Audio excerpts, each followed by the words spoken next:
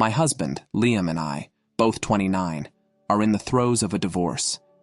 It's a messy situation, and I recently discovered the root of it all: his mother.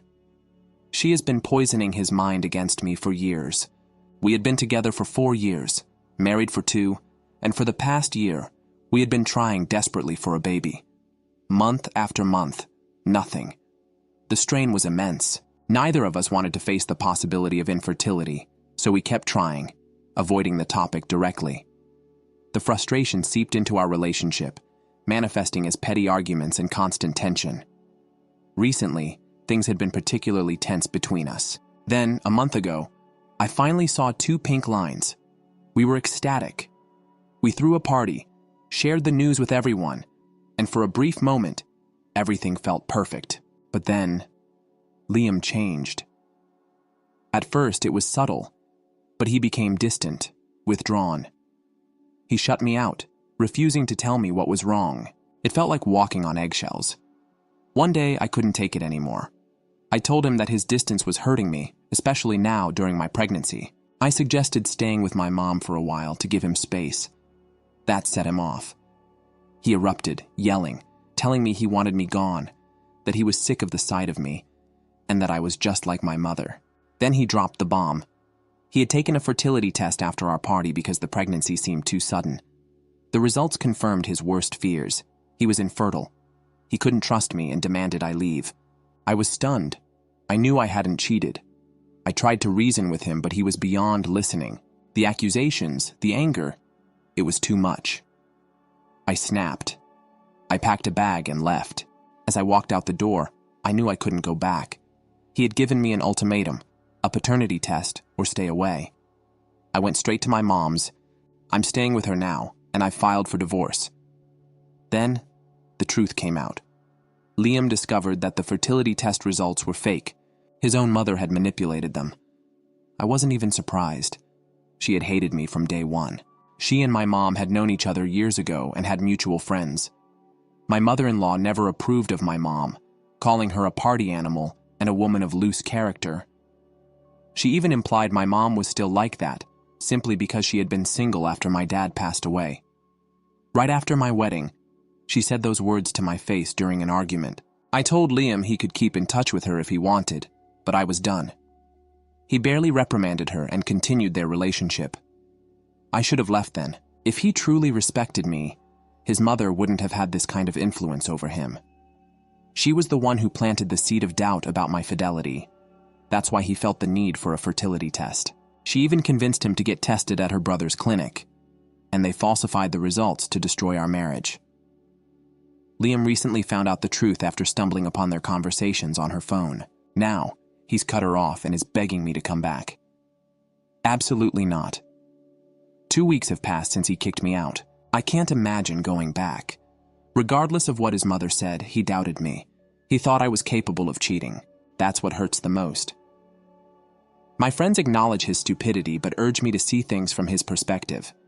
He received test results that seemed legitimate. Anyone would believe them. They argue that he probably struggled with what to do, that it wasn't an easy decision, but I can't ignore the fact that he doubted me so easily. He didn't trust me. He wasn't even transparent. He never mentioned the test until he exploded. Even during our arguments, I suggested he get tested again because I believed in him, even when he didn't believe in himself. But instead of trusting me, he kicked me out, pregnant and alone. And the things he said about my mother? Unforgivable. Liam is also suing his uncle and his clinic for fraud. What they did was a serious violation, and they will face the consequences. He has proof, screenshots of their conversations from his mother's phone. I hope he makes them pay.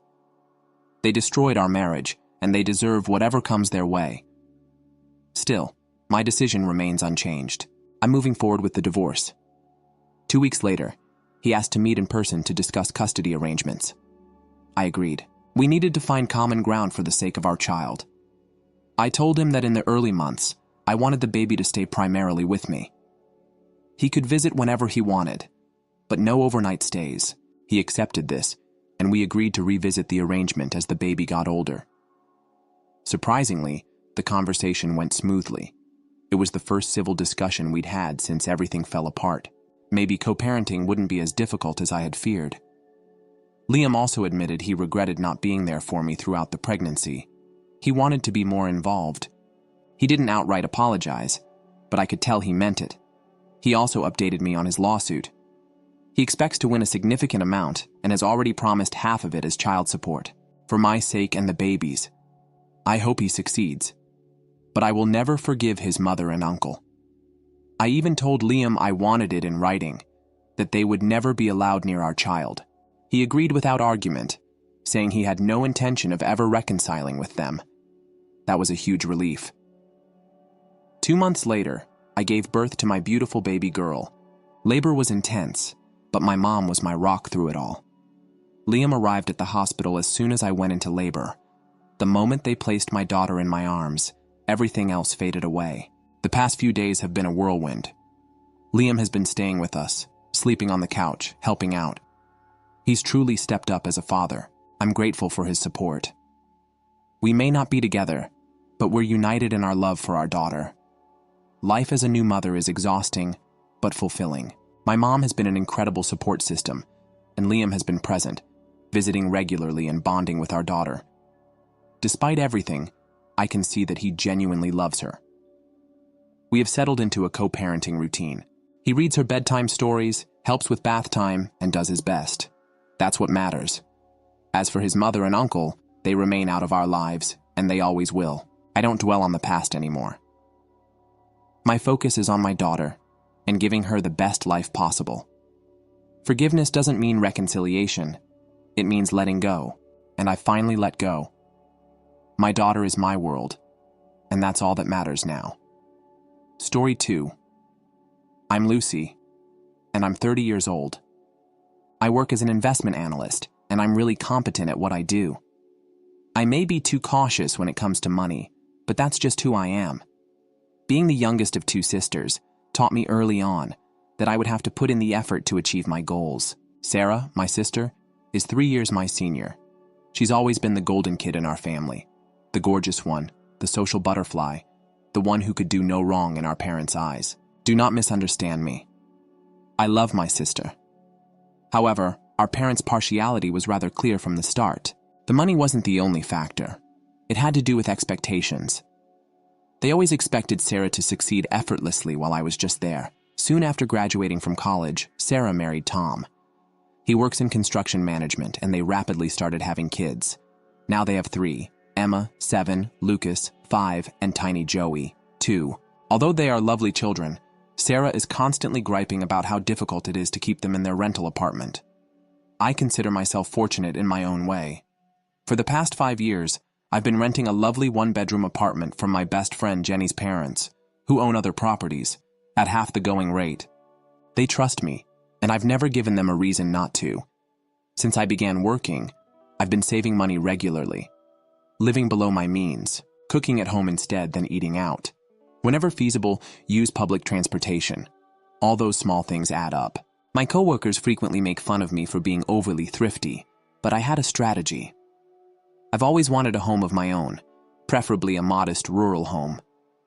After the epidemic, working remotely became more frequent at our company, and I just had to visit the office for crucial meetings. A serene location outside the city seemed ideal.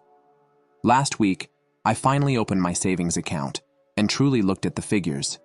I saved and planned for years before I got enough money for a down payment on a small country home. I looked at possible properties on real estate websites for hours. Just a comfortable spot I could call home. Nothing spectacular. I was in the middle of viewing real estate listings when my phone rang. My mother was phoning at the ideal moment as usual. "Lucy, honey, don't forget we're expecting you for supper on Saturday," she added, her voice conveying that subtle tone of authority disguised as a reminder. "For once, please try to arrive on time. Sarah and Tom are bringing the kids." It was precisely 5:05 p.m. when I got to my parents' suburban home. That Saturday, already the driveway was crowded. I had to park on the street before I even got to the front door, because Sarah's minivan took up the majority of the space. I could hear the commotion indoors. Emma and Lucas were presumably chasing each other around the house, while tiny Joey contributed to the commotion with his toddler squeals. "Lucy has arrived," Sarah announced as I walked in. barely looking up from where she was trying to convince Joey to eat his mashed potatoes. The dad was already settled in his favorite chair, newspaper in hand. "Everything's getting so pricey these days," he murmured from behind the pages. "Have you checked the gas price?" "Robbery on the highway, that's what it is. Tell me about it." Tom joined in, helping himself to another serving of Mom's lasagna, as well as my employer. "What an accomplishment." "He came in yesterday, correct? Alters the project schedule entirely without even informing the crew." "Who does that?" Sarah struggled with Joey's beer and gave her husband a pitying nod. "At least you get to leave the home. Try being confined in a tight apartment all day with these three." I took advantage of the pandemonium to check my phone under the table. There was this gorgeous little home I'd been eyeing. There are 2 bedrooms, a large kitchen, and a lovely yard. Additionally, the cost was within my means. I didn't realize my mother was observing me until she spoke out since I was so engrossed in the pictures. "Lucy, what's so interesting on that phone? You didn't even touch your dinner." Everybody's eyes were on me, and I could feel my cheeks becoming a little warmer. For some reason, I chose to be honest about work, even though I could have made something up. "I'm actually looking at houses," I said. "I'm considering purchasing one shortly." The ensuing hush was deafening. Even the children appeared to notice a shift. Tom's never-ending gripes about his employer ended in the middle of his sentence, and Sarah's fork halted halfway to her lips. "Buying a house," Mom repeated, as if she hadn't heard me right. "You?" "Yes," I said, already feeling guilty for being so honest. "Right now, I'm simply considering my alternatives. Nothing is certain." "What sort of home?" Sarah asked, her voice oddly sharp. "Where?"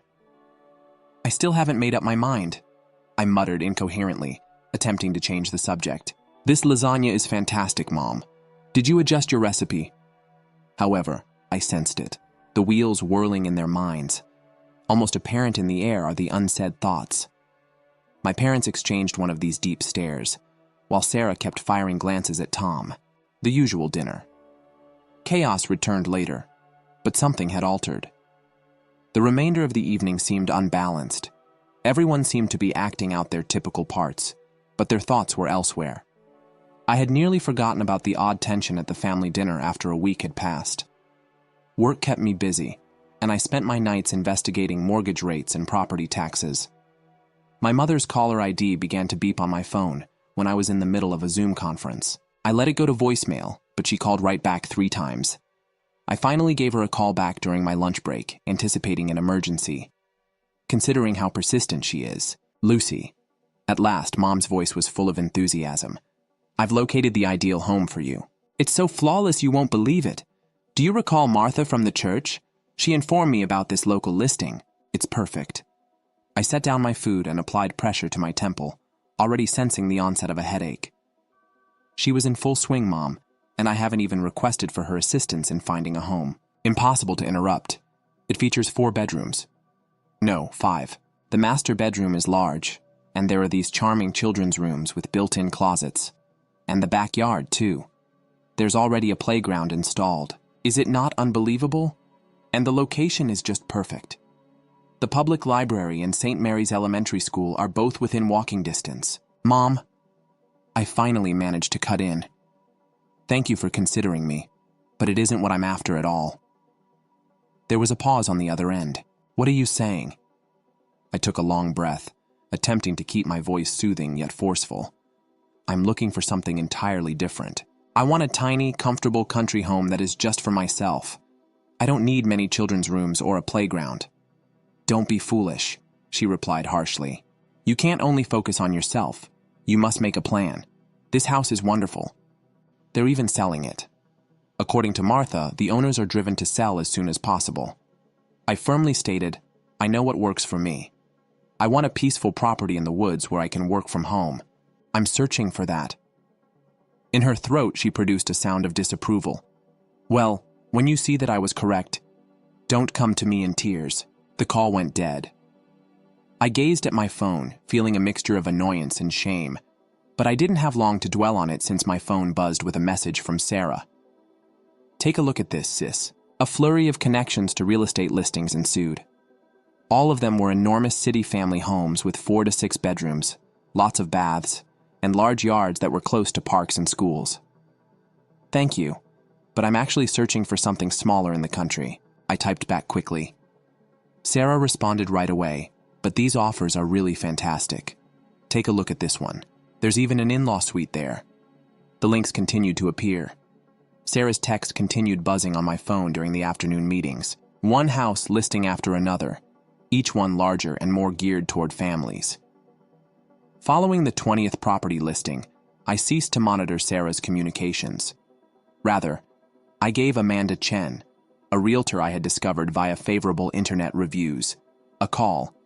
She had a reputation for really listening to her clients, which was exactly what I needed. I'm looking for something cozy and compact. I described a rural home that was still close to the city. Since I work from home most days, having a strong internet connection is essential. Perhaps a little garden where I could cultivate some vegetables and herbs. Spend money.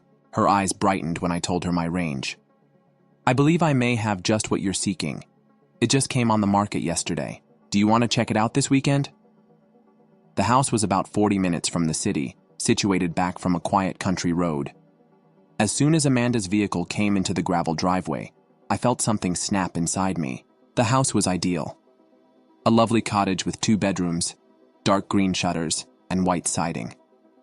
There were 2 rocking chairs on the wraparound porch, and the front yard was shaded by old maple trees. Inside, sunshine flowed through huge windows into an open-plan living space.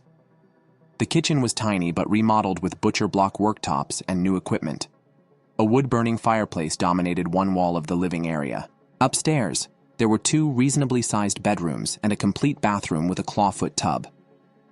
The sunroom at the rear of the house, however, was the deciding factor.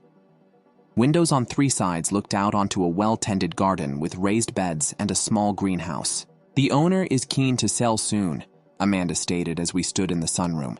She's prepared to provide a 5% discount for a timely closure. I didn't think twice. I desire it. The following week was filled with talks, mortgage applications, and paperwork. I put down a greater down payment than necessary to keep the monthly payments bearable. Every night before bed, I would look at pictures of my future house, planning what I would plant in the garden and where I would put my furniture once everything was finalized. I had the impression that I was walking on air. I was eager to tell my family the news, despite their prior efforts to sway my choice. I was virtually giddy with anticipation as I drove to my folks' place for supper the next Saturday. As usual, Sarah and Tom were already there with the children. Mom prepared her regular pot roast for us to eat as we settled down for supper. The typical complaints and comments poured around the table. Sarah, Tom's most recent workplace drama, has trouble keeping up with the kids' school schedules, Dad's economic remark. Then, with a smile that made my stomach knot, Mom turned to face me. I'm so happy you're here, Lucy. Barbara next door and I were just chatting. Her home is up for sale. Do you recall Barbara's home? She is prepared to provide for us. I mean, you a decent price. You ought to think about it. In fact, I broke up because I could no longer control myself. I have already purchased a home. The sound of silverware hitting dishes stopped suddenly. In the backdrop, Emma's cartwheel came to a halt in the middle. The hush was total. I inhaled deeply before I began to describe my new house. Despite the tension at the table, I spoke with enthusiasm. About 40 minutes outside of the city is this lovely house. The house has a tiny greenhouse in the backyard, 2 bedrooms, and the most magnificent sunroom. Are you crazy? The previous owner has these beautiful raised garden beds. The dishes jumped when Dad slammed his hand down on the table. I had never seen him so furious. The startling boom brought Joey to tears. What am I? I stumbled, totally taken aback by their response. You dare. A frightening shade of red had appeared on Mom's face. How dare you purchase a home without first speaking with us? We showed you all of those ideal family homes after everything. We located. I had the impression that I had entered a strange alternative dimension. Why should I seek your advice before using my own funds to purchase a home, since we had everything planned out? Mom was practically screaming. Right now, this area would have been the ideal location for Barbara's home. There is enough space for everyone. There is space for everyone. Slowly and with growing confusion, I repeated. I will be the only one residing there. The ensuing hush was deafening. Sarah sat there looking uncannily composed as her parents exchanged glances. His dish instantly piqued Tom's curiosity. "Actually, Lucy," Mom remarked in a tone that made my blood run cold, "the goal was for Sarah, Tom, and the kids to live there with you." I was waiting for the joke as I looked at her. It never arrived. "I apologize." "What?" I choked out. As though it were the most natural thing in the world, Sarah nodded. "Lucy, that flat is so little. The children find it really difficult. We would have had all the room we require in your home." She grinned like she was debating borrowing a sweater. "Additionally, we could finally begin saving money because we wouldn't have to pay for utilities or rent." I gazed around the table from face to face, expecting for someone to crack a smile, to yell "gotcha," or burst out laughing. But Dad, all I observed were looks of dead seriousness, severe disapproval, Mom's justifiable rage, the rightful expectations of Sarah, Tom's uncomfortable sidestepping. "You?" I had trouble forming words. "All of you simply believed that I would purchase a home for Sarah's family." "Okay, naturally." Mom's hands went up. "That's the role of family. We support one another, help each other." I said it again incredulously. "This isn't assisting. This is assuming that I will house 5 people without even requesting it. You're being selfish." Sarah's composed exterior cracked a little as she spoke. "You are aware of the difficulties we face in that little flat. Emma and Lucas have to share a room, and Joey's crib is in our bedroom. It's not fair to the children." I felt like I was drowning in craziness. The room seemed to spend a little as the full impact of their expectations hit me. For weeks, they had all sat there making plans for my future and determining how I should spend my money without ever thinking about what I wanted or even asking me. "You need to cancel this foolish transaction immediately." Mom's voice was crisp with authority as she commanded. "As soon as Monday morning arrives, give your realtor a call. Barbara's house is still for sale, and it's in the ideal location in the neighborhood, near to all the excellent kindergartens and schools." "No." With my chair scuffing the floor, I got up from the table. The word came out harsher than I thought. The dining room descended into anarchy, fueled by decades of repressed annoyance. Mom sprang out of her seat and waved her arms.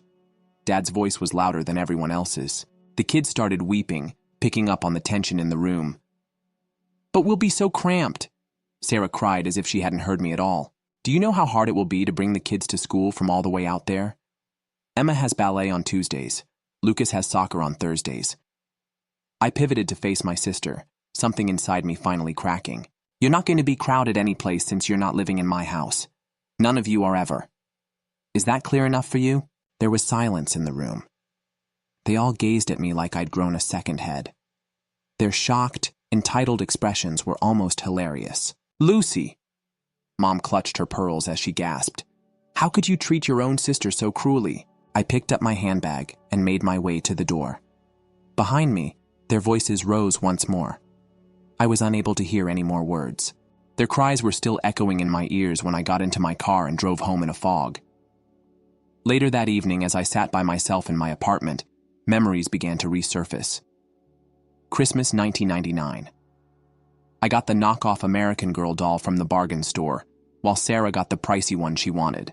Mom had claimed that they looked exactly alike, but they didn't.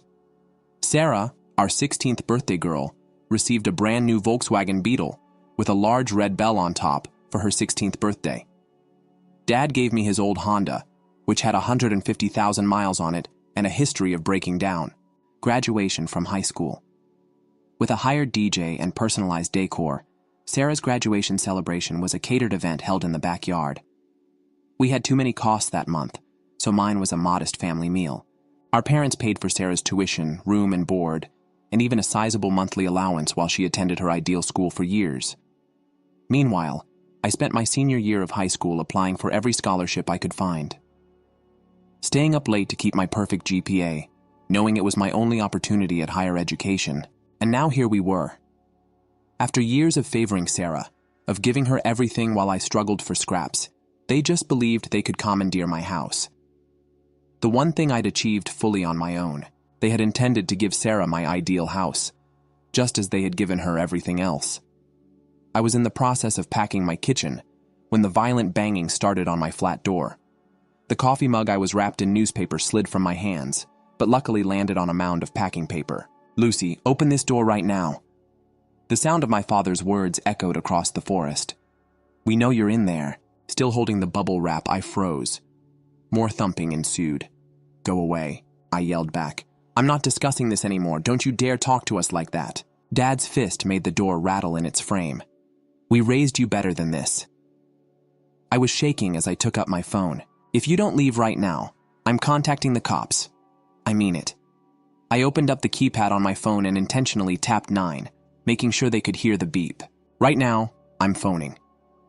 "You ungrateful little," Dad's curse was cut off by Mom's sharpen. "Take a breath. We'll depart." Mom's voice had gone icy as ice. "But this isn't over, Lucy. You're making a terrible mistake." I slid down against the wall after hearing their footsteps retreat down the hallway. My heart is racing.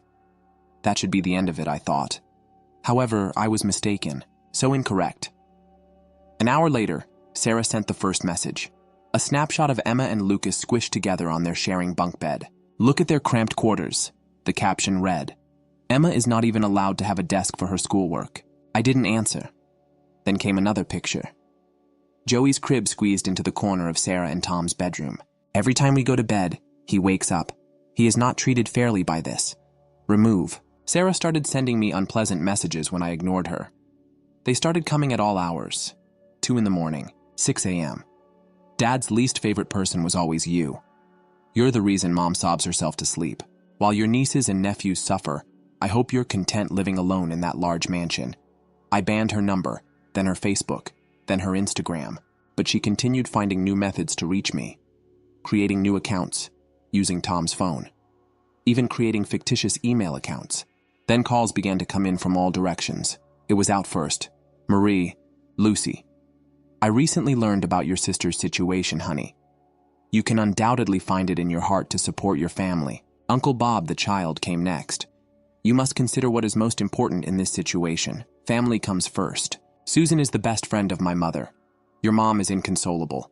How could you harm your own family in this way?" Even my mother still saw Mrs. Peterson, my former high school teacher at church. "I've always thought of you as a very nice student, Lucy. I'm so sad to learn of your sister's predicament." The message was the same for all of them. I was harsh, callous, and self-centered. To help my sister with her issues, I should sacrifice my home, my aspirations, and my freedom. None of them appeared to ask why Sarah's living predicament was somehow my responsibility. I'd had enough of being harassed nonstop for 2 weeks. After changing my number with my mobile provider, I only gave it to my place of employment and a few close friends who had not chosen a side in this mess. The day of the move was quite quiet. I made sure my relatives couldn't find the location or recognizable local businesses by hiring a moving company I had never used before. By sunset, I was standing in my new living room, surrounded by boxes and possibilities, thanks to the professional and effective movers. I sat with a cup of tea on my veranda that first night in my cottage, watching the stars come out and listening to the crickets. No sirens, no traffic, no family strife. No, just tranquility. I had an inside sensation. Finally relaxed. I had been carrying this attention for years without even realizing it. I still sometimes saw their posts on social media, of course. Mom's barely disguised posts about ungrateful children and family obligation. Sarah's passive-aggressive status updates about family, treachery, and selfish siblings. And the comments from family friends and relatives, who all take sides without knowing the whole situation. But here's the thing, none of that bothered me anymore. I was unable to be affected by their comments in my new haven. I changed the second bedroom into a home office, putting up my monitors to face the window where I could watch birds visit the bird feeder. I set up. The raised garden beds from the previous owners are currently bursting with veggies and herbs. My first try at gardening turned out unexpectedly successful. My weekend effort was the greenhouse, which gradually filled with plants that gave the area a lively, alive sense. In fact, my productivity at work increased when I wasn't interrupted by my family as much. After seeing, my employer offered me a raise and increased my responsibilities. Without anyone telling me I was wasting my time, or should be concentrating on finding a husband instead, I began taking online courses in investment strategy to broaden my knowledge. Undoubtedly, there were times when I missed the concept of family.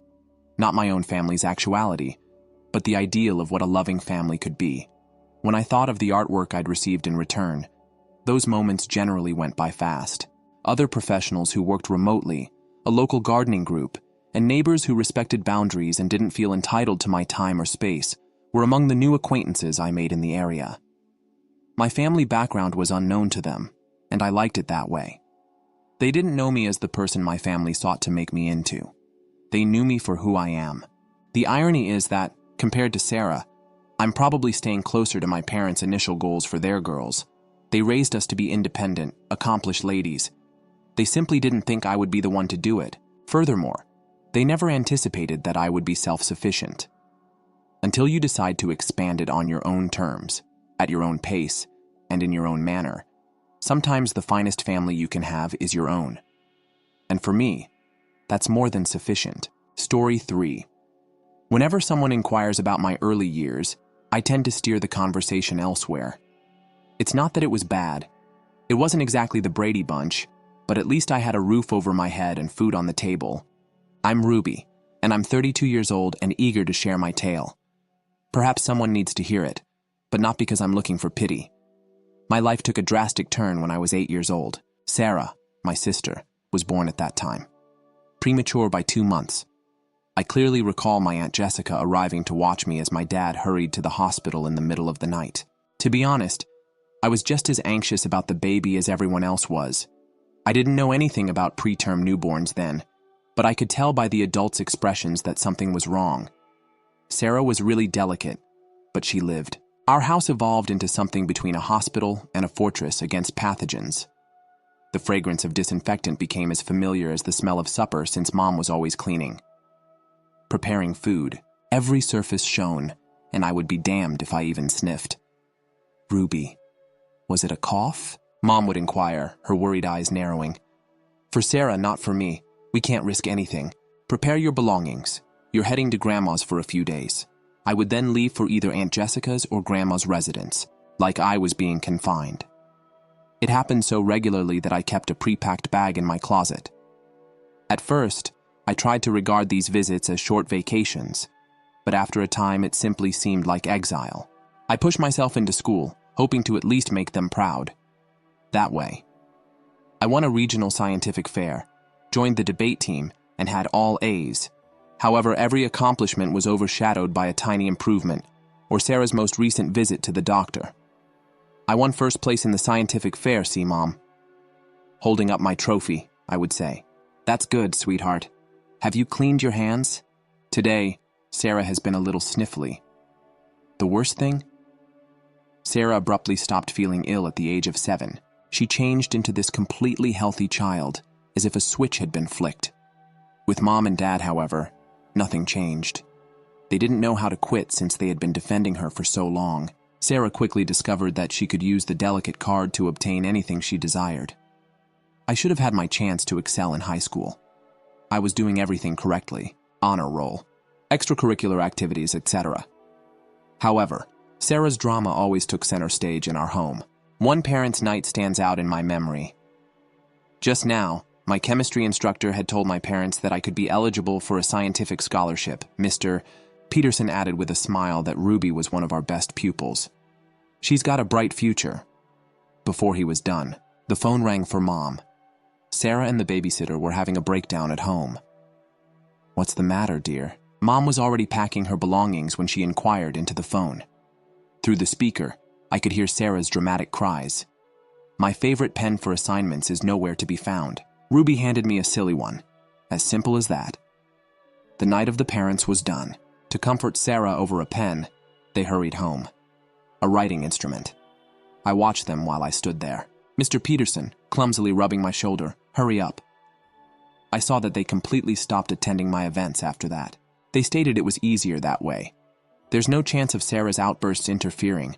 They didn't even place the trophy on the mantle when I took home the state debate title. As Mom put my prize in a drawer, she said that Sarah becomes nervous when she sees other people's accomplishments. It should have been a big day for college admittance. I am fully entitled to state merit rewards for academic scholarships. The entire bundle. I was ecstatic till I arrived home. In any case, during supper, Sarah rolled her eyes. I can make your room my gaming paradise now that you can finally move out. I'm considering a streaming setup with 3 monitors. I began to count down the days till orientation for freshmen. My 4 years of college went fairly quickly, and I spent every free time in the library or dorms. I began to come home on occasion, typically for required family meals where Sarah entertained me with stories of her most recent drama in middle school. Armed with my degree, I was hired as a manager at Thompson Company at the age of 23. The pay was insufficient to buy sushi from the grocery store and rent a small apartment, but not much else. To be honest, having my own place felt like winning the lotto, even if I should have been disappointed. Then one day, during my lunch break, I came across an advertisement for an investment course while perusing social media. Discover how to use your money to your advantage. Normally, I would scroll over such content, but for some reason, I stopped. Although the cost of the course was high, it was affordable. If I spent a month eating ramen, everything changed because of that course. Dave, the lecturer, has a knack of simplifying complicated financial concepts. I began modestly, investing a few $100s in tech firms that showed promise. A few hundred more after that. Like my life depended on it, I researched industry trends. It learned about risk management and portfolio diversification through advanced classes taught by renowned investors. A little AI startup gave me my first significant victory. There were no onlookers. In 3 months, my $500 investment grew to $5,000. My money was doubled by the biotech startup that followed. My side business quickly surpassed my day job in revenue. The morning I learned I could resign is something I will always remember. My investing app alerted me while I was seated at my desk acting as though I was interested in quarterly reports. My goal price had been reached by another stock. I calculated it. My pay was now double by my investment income. There, I typed my letter of resignation. I continued to attend those family dinners on Saturdays. Don't ask me why. Perhaps habit. Perhaps some residual optimism that things would improve. My investing portfolio would ping away in my pocket while I sat there picking up my mom's overdone chicken and listened to them talk endlessly about Sarah's life. "You're at Thompson still, Ruby?" Sometimes Mom would inquire. I'm not really curious in the response. Yes. I'd say, same job, and watch how their focus strays before I've even finished. That was simpler. That doesn't need to be explained. Since I was earning more money in a day than I did in a month, I had stopped 2 years prior. Every talk at supper revolved around Sarah. Carleton University, one of those institutions where tuition is more expensive than a house, had accepted her. As Mom used to say, it's really costly. She spoke with pride nevertheless. But the best education is what Sarah deserves. Naturally, we have taken out debts, but the future of our young daughter makes it worthwhile. Sarah would swirl her noodles with a smile. My roommate's backpack is a Gucci. Everybody there hails from such excellent homes. It was obvious what the undertone was. Ruby, not like your family. Not like you. Mom was crying over bills when I got there one Saturday. Dad was sitting at the kitchen table with his reading spectacles on his nose, surrounded by papers. He mumbled that the property taxes had increased once more. Sarah's tuition was another. I recalled all the times they had picked Sarah above me as I watched them battle. They were still my parents, too. I configured an automated transfer that evening. $1,000 to their account each month. Mom really gave me a hug when I informed them about it. It was the first genuine affection Mother had showed me in years. This will be so helpful, Ruby. After that, I hoped perhaps things would change. They could have a different opinion of me. After supper, though, I heard them in the kitchen. We ought to give Sarah part of Ruby's money. At least $300, Mom said. Among all those affluent pupils, the poor creature seems so out of place. Well thought out, Dad concurred. She must maintain appearances. Perhaps she can at last on her own. She's been craving that luxury bag.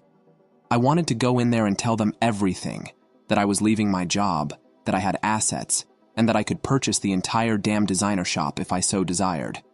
But I refrained from doing so. As they discussed how I should use my money to support Sarah's social rising, I simply stood there and shook my head. By my 29th birthday, I was prepared for a change. I was sick and weary of paying rent, and my investment portfolio had exploded. I finally discovered the ideal apartment in a safe building with a fantastic view of the city after months of hunting. Simple lines, solid bones, and enough room to feel like home. No glitz. The best part? I could purchase it directly. No mortgage is required. I listened to my footsteps reverberating off the hardwood floors as I stood in the empty living room on the day I received the keys. I owned this, mine alone. No debt, no loans, there are no conditions. I completed this on my own, without assistance or permission. What did Mom mean when she phoned to check in? I told you I was moving, so talk about Sarah. Has a less expensive rental been found? She inquired. Distracted. On the other end, I could hear her shuffle papers. I responded incoherently. Just a different place. A better place? Well, honey, don't overspend on rent. As someone in your position, you are aware of how uncertain the labor market is. I had to suppress my laughter by biting my tongue. If she only knew that my employment involves managing millions in assets, not pushing papers at Thompson's. Jessica inquired about my new residence during the subsequent family get-together. Ruby's renting a new flat. Mom interrupted me before I could respond. But hold off till you learn about Sarah's most recent achievements. She will soon receive her degree from Carleton University. At the top of her class, I saw the same drama play out, family members swooning over Sarah's future and giving me pity looks. Sarah is making progress. Dad made a wonderful announcement. It doesn't surprise us. She has consistently been our achiever. Companies are already vying for her, as opposed to those who accept mediocrity. Not very quietly, my cousin murmured to his wife. As I sipped my wine, I reflected on the stock deal I had made earlier in the day, which had generated more than his yearly wage, but I said nothing. Give them time to consider their options. Then came the celebration for Sarah's graduation. The parents went all out, pricey decorations and catered cuisine. The process, I saw that they spent the funds. To help pay for it, I sent them. Anyway, I was already accustomed to it. Dressed like a Nobel laureate, Sarah strutted around in her hat and gown.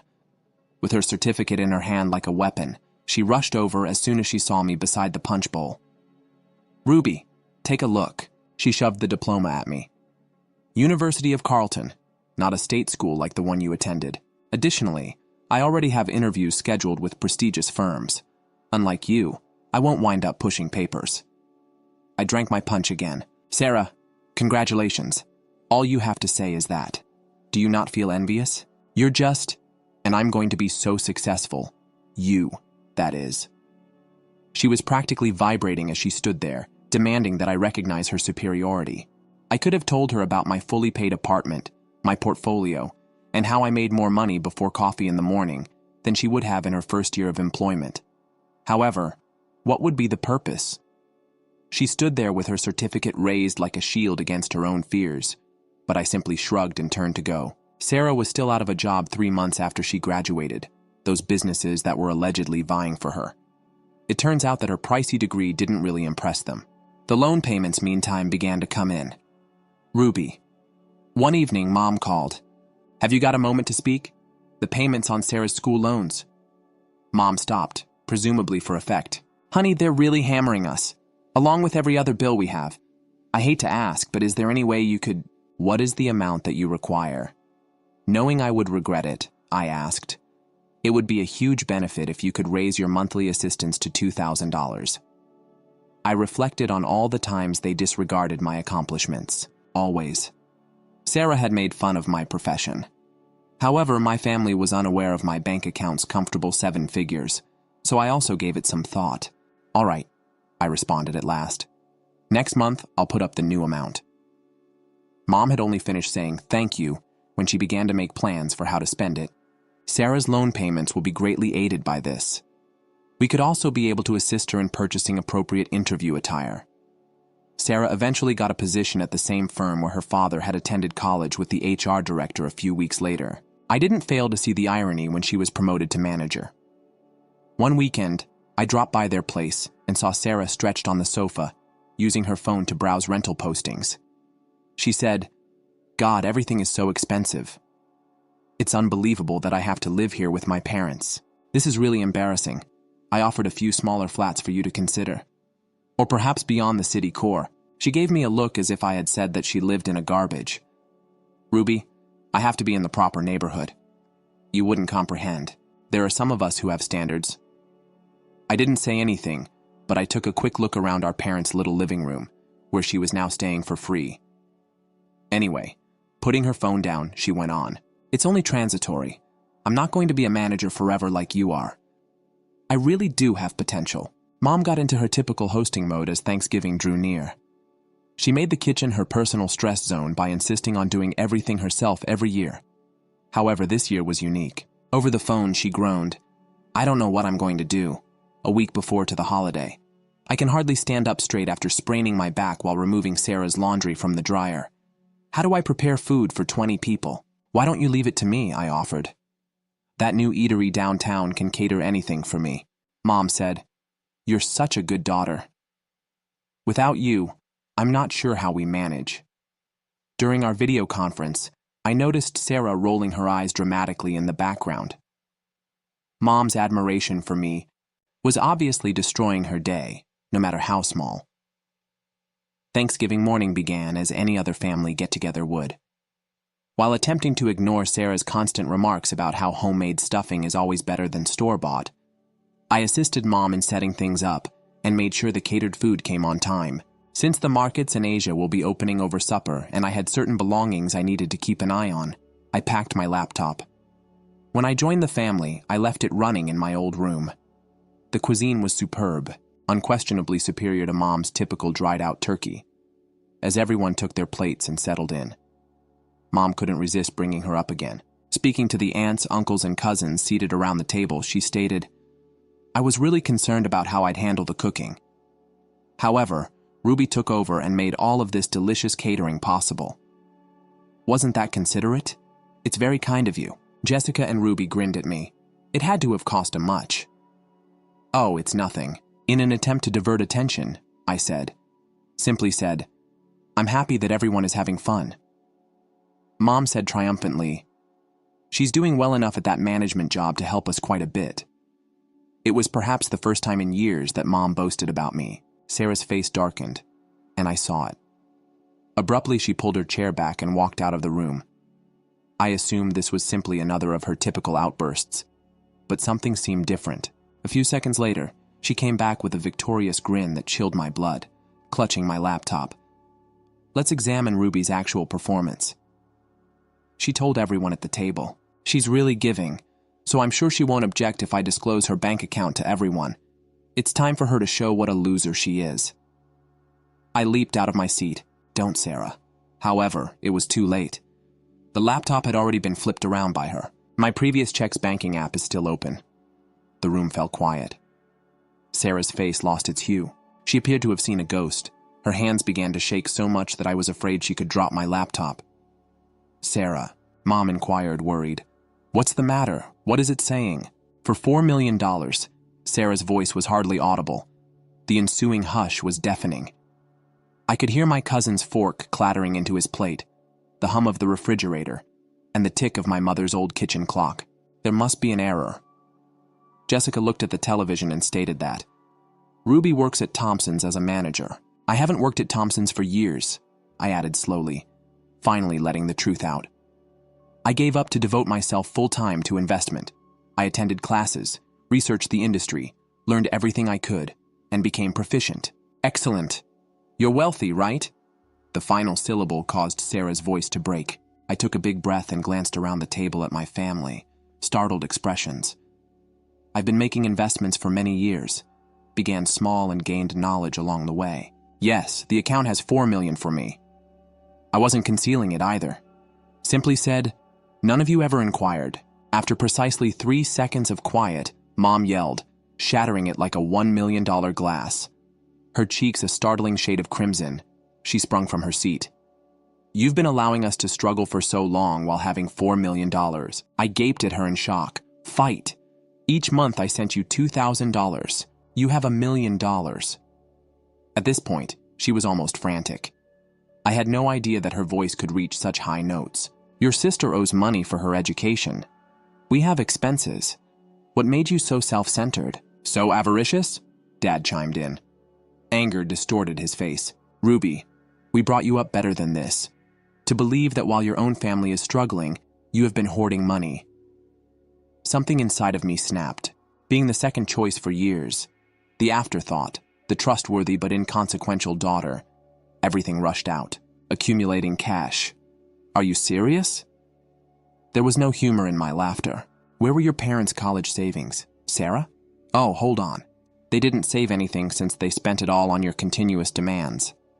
Oddly enough, though, they also did not cover my education expenses. Remember that? While you took out debts to attend your upscale private institution, I received a complete scholarship. That's not the same. Mom lost her temper. Sarah had to. Sarah had to. Sarah desired. Sarah. Sarah. Sarah. I was also standing there. Sarah has always been the focus. Guess what, though? I own my money. I merited it. Each and every dime. To you, $2,000 is nothing, Mom responded with a yell. At least $10,000 should be sent to us each month. We are your parents. I almost had a maniacal laugh when I let it out. $10,000. $10,000 a month. For what purpose? That you may continue to lavish your beloved Sarah with attention.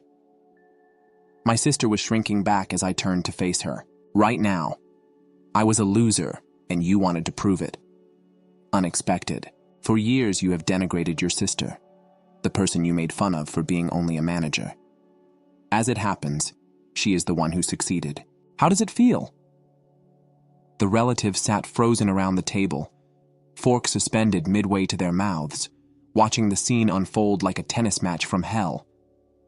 Well, if you're so successful, Mom spat, you can certainly afford to help your family more. It's your responsibility.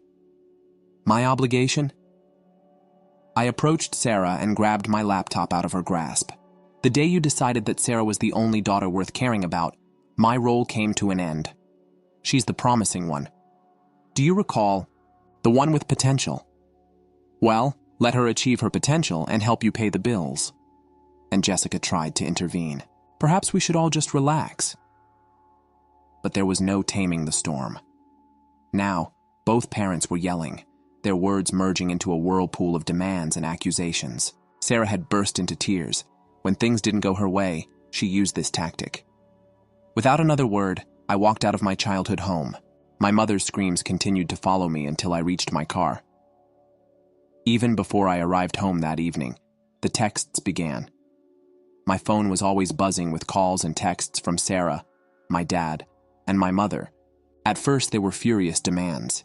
The guilt trips followed. I tried answering at first, hoping maybe they'd somehow understand, but it was like talking to a wall. They were unwilling to comprehend. All they wanted was to get into my bank account. Mom then posted about it on social media. Her post was a masterwork of sacrifice for mothers. I'm devastated to learn that my oldest daughter has made millions of dollars. While observing her family's hardships, she declines to support her elderly parents or assist her sister with her student debt. People are genuinely changed by money. Please offer your prayers for Ruby to keep her family's values in mind. The comments came flooding in. I suddenly got strong comments about my character from family friends I hadn't seen in years. How could she have such a cold heart? There was always something strange about that one, in my opinion. What type of individual abandons their family like this? Mom added little sobbing emoticons to each remark, expressing her approval of each one, and thank you for understanding replies. My relatives, who had witnessed the Thanksgiving meltdown firsthand, notably stayed quiet, but their silence didn't help much against the mob of family friends calling me everything from ungrateful to evil. The final straw was that the $2,000 monthly recurrent payment to my parents, which they dismissed as spare change, caught my attention when I accessed my banking app. I terminated it with a single click. I had one last message for Mom. The monthly transfers have been terminated. I will no longer be your ATM. Never get in touch with me again. The hint was ignored by them. The number of calls rose, arriving at all hours now. After I blocked Sarah's number, she attempted to use other ones. Long, meandering voicemails concerning family responsibilities were left by Dad. Mom went into overdrive with her social media campaign. I blocked them all phone numbers, email addresses, social media profiles. However, I was aware that they would not stop there. I contacted the concierge in my building, James. I must add a few names to the list of people who should not be admitted. I described them, gave him their names, and even showed him photos.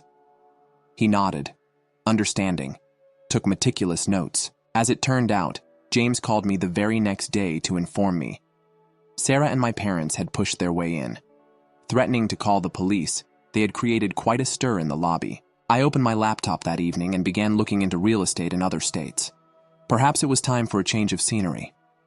Neil. They were unable to locate me. It could be referred to as running away. I refer to it as boundary setting. It was their turn. Actually, years of opportunities. They made the decision to minimize my accomplishments, disregard them, and give Sarah preference at every opportunity. I don't feel obligated to keep the relationship going now that they've made it clear how they see me. And I'm relieved as I look into houses in far-off cities. Walking away from family might sometimes be the healthiest thing you can do for yourself. Story 3. My grandmother's enchantment in her small kitchen captivated me as a child. The smell of freshly made bread and pastries filled our little apartment every morning, attracting neighbors like moths to a flame. The most basic ingredients could be transformed into creations that delighted everyone who had the good fortune to taste them by her skilled and worn hands. Do you recall this, Emma? Knead dough with rhythmic precision, she would frequently repeat. There is more to good meal than just flavor. The goal is to make memories. A treasured recipe book with her handwritten notes and secrets was left behind, and her words continued to resonate with me long after she went away. Even though I was only 16 at the time, I already knew what I wanted out of life. After graduating from culinary school 10 years later, I worked in a variety of bakeries for many hours. My dream fund grew with each paycheck, bringing me one step closer to starting my own bakery. It was not an easy road. Double shifts left my feet aching, my hands raw, but I didn't falter. I saw something. I met James at that point. He entered the bakery where I worked on a rainy Tuesday morning, looking for cover from the rain. He had a disheveled appeal from his askew tie and wetsuit, but his smile was the focal point of the room. Whatever has a wonderful scent. He raked a hand through his damp hair and muttered, "I'll take 2. I had just taken my famous croissants with lavender honey out of the oven. I put one on a platter and remarked, "You're in luck. The home has the first one." He chewed into it. His eyes widened with joy. "This is incredible. Tell me you're not married, please." I chuckled at his audacity. "Does it mean you're asking me out?" "Only if it's functioning," he smiled in response. Yes, it was. James was courteous, encouraging, and truly interested in my dreams, unlike anybody I've ever encountered.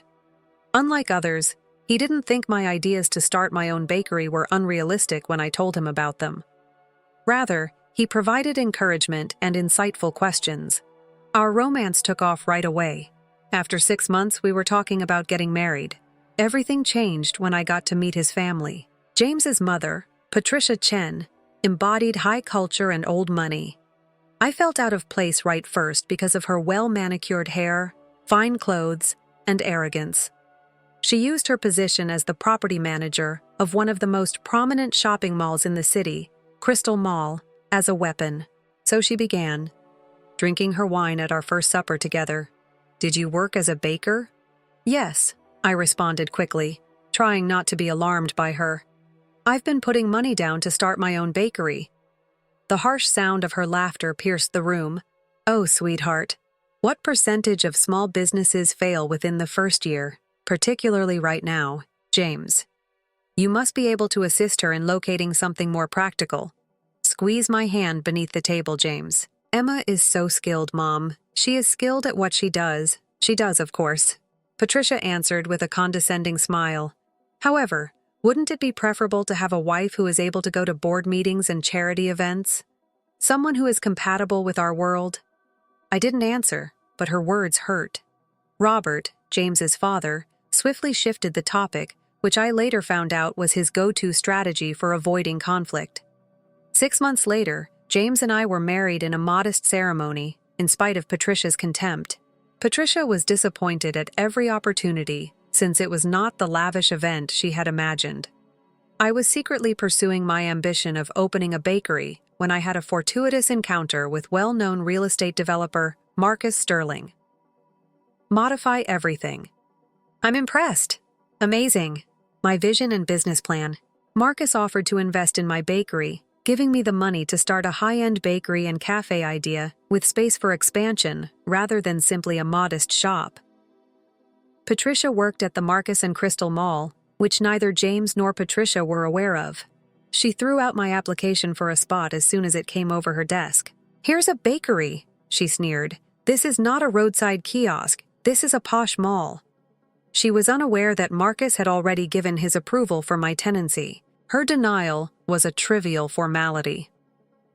Construction of Sweet Heritage, located in the center of Crystal Mall, started 2 weeks later. When Patricia learned that her veto had been overridden, her rage was evident. She could do nothing, though. The night before the official opening, she paused at the look of smugness and contempt on her face. "Don't expect James to pick up the pieces when this fails, and it will fail," she added. Her voice was icy. With a grin, I suppressed the truth. "Patricia, I appreciate your concern. Would you want some coffee?" "The machines are being tested." Sweet Heritage welcomed a throng of excited patrons when it opened its doors the following morning. The sophisticated decor demonstrated the ideal fusion of history and contemporary, and the air was filled with the aroma of freshly baked pastries.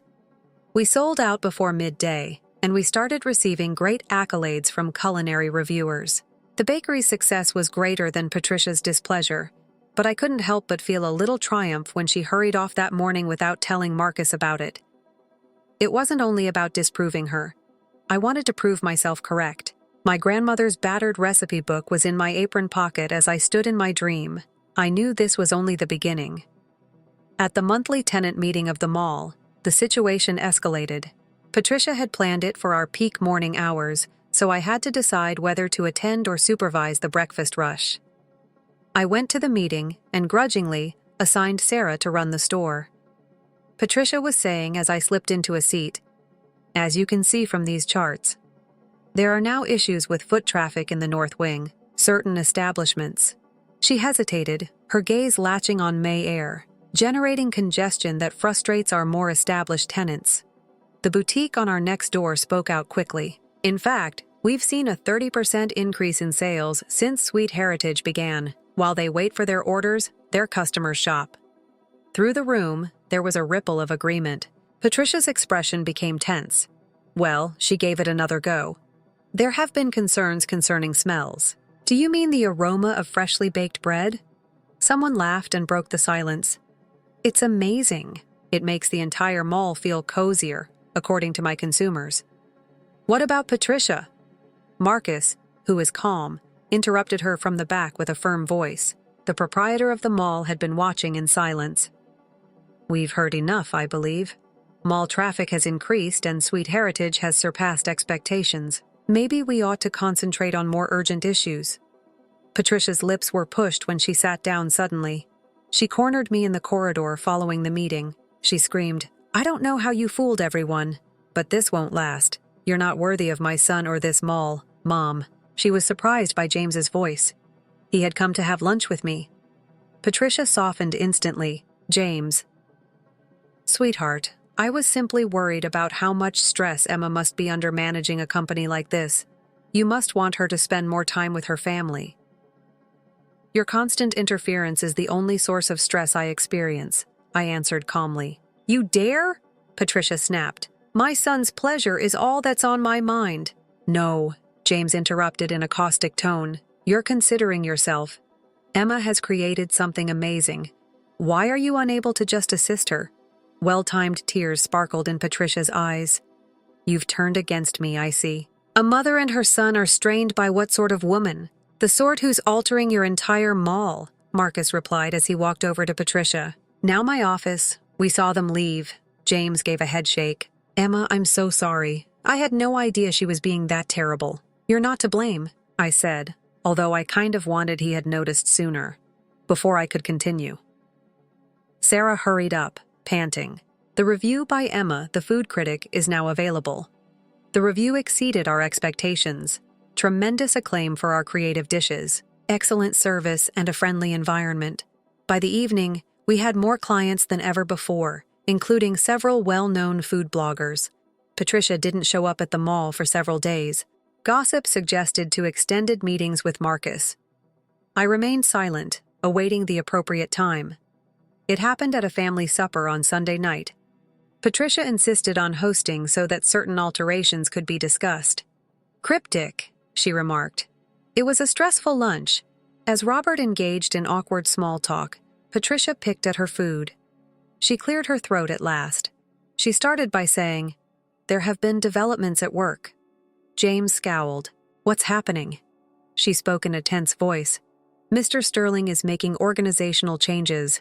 A new property manager with new ideas is being brought in by him." "What?" James cried out. Patricia said sourly, "But it seems like you've been managing Crystal Mall for years." "Someone has convinced them differently. Someone will recognize the possibility of something greater," I said quietly. Allies looked at me. "What are you saying?" Robert inquired. I opened Sweet Heritage after taking a deep breath to regain my composure. Marcus and I met during a lecture. He saw potential in my ideas, not just for a bakery, but for modernizing retail spaces. Patricia laughed sharply. "You have big ideas and are a baker."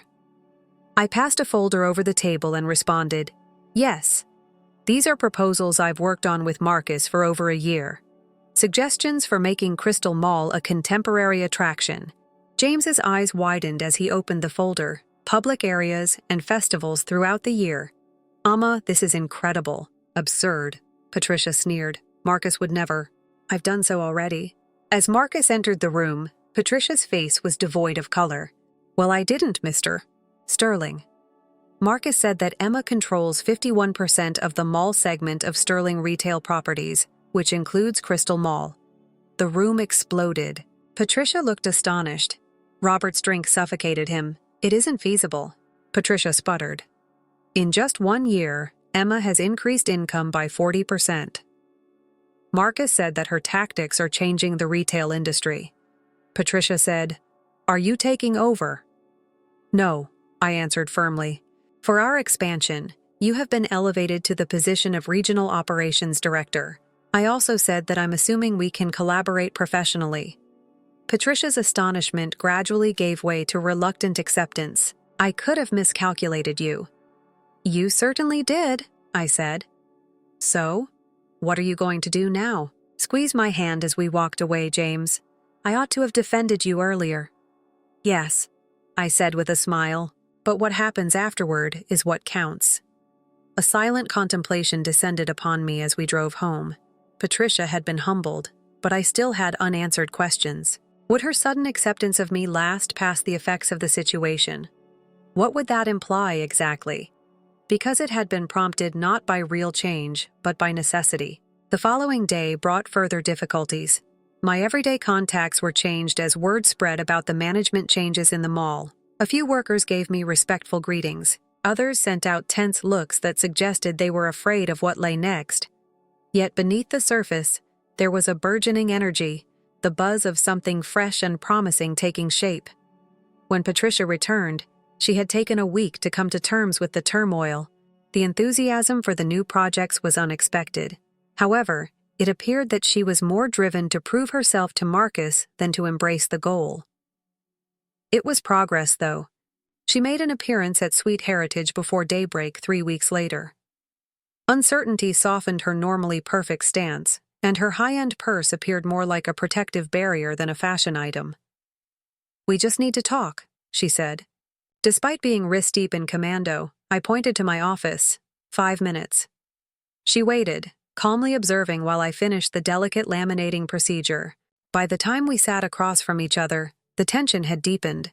Her gaze strayed across my office's shelves, stopping briefly on my grandmother's cookbook. "I am able to..."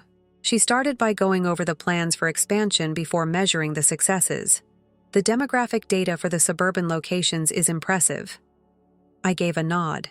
"Thank you." I waited for her to speak what she had truly come to say, so I said nothing. The pearls around her neck caused her fingers to worry. She spoke at last, her voice faltering. "I must apologize to you." I didn't answer right away. I wanted to listen to her. "When James presented you to us, I was biased. I thought the person I saw wasn't mine. I believed it might hinder my son's progress. I was completely mistaken. I was surprised by her openness, but I just asked, "And now?" Now I see someone with vision and character. Someone who picked Grace over me and used every chance to get revenge. You've created something truly remarkable, and I was totally wrong about you. I crossed my arms and reclined in my chair. And why did you decide against it? She answered quietly. You did. Your behavior, your fortitude, and this location. Isn't it more than just a bakery? It is a dynamic illustration of what retail may develop into. That's the plan, I said. Transactions are no longer the only aspect of retail. Building relationships and experiences through storytelling is the goal. Her gaze strayed to the recipe book again. Almost myself, she replied, referring to the morning buns. Indeed, they make me think of the ones my grandmother made. Years ago, I misplaced her recipe. I took the book from the shelf and stood there. Do you want to witness the manufacturing process? Her gaze expanded. Tears are forming at the edges. You'd share that with me. Recipes from the family are meant to be shared. We have to start there if we want to make this work, I said. Patricia Chan wore an apron for the first time at the Sweet Heritage kitchen that morning. Her first morning bun efforts were far from flawless, uneven filling, asymmetrical forms. However, her smile was real and unguarded as she bit into her first creation. Patricia's early morning baking activities became a familiar sight during the ensuing weeks. After being stunned at first, the renters started to accept the concept. Slowly but surely, our personal connection blossomed alongside our professional one. A few months later, during the second Sweet Heritage location's grand opening, Patricia was showing her pals from the country club how to make croissants. Marcus, who was observing a scene, smiled and nudged me. Never imagined I'd see the day. Honestly, I said, neither did I. Within a year, 5 other locations opened as a result of the successful expansion. Each one embraced Patricia's operational experience while capturing the essence of the original sweet tradition. Food bloggers began to speculate endlessly about the morning buns, which are now a signature item. Patricia stayed after we closed the flagship shop one evening. Emma, I've been thinking about your community idea, she added. Oh, what if we extended it? Classes in cooking, maybe teaching people how to create their own scamming traditions? I grinned. That is a great concept, in my opinion. Her hub was unexpected, but warm. Thank you, she said in a whisper, for continuing to believe in me. I thought about life's greatest victories, which are frequently mine, and the relationships we create as I drove home. It took more than just establishing a successful company or disproving others to achieve success. Honoring my grandmother's legacy and fostering growth in others, even those who resisted, were the main goals. When I got to Sweet Heritage the following morning, Patricia was already there. I was thinking, she added, her apron coated with flour. Perhaps we could make something that tells your story or a special pastry for James and your anniversary. Our tale? I made a little correction. The sweet and the bitter. She grinned in comprehension. Yes, everything. The aroma of new possibilities permeated the air as we worked side by side in the warm glow of the morning sun. It was more than simply a fresh start for the mall or the bakery. It was a fresh start for all of us.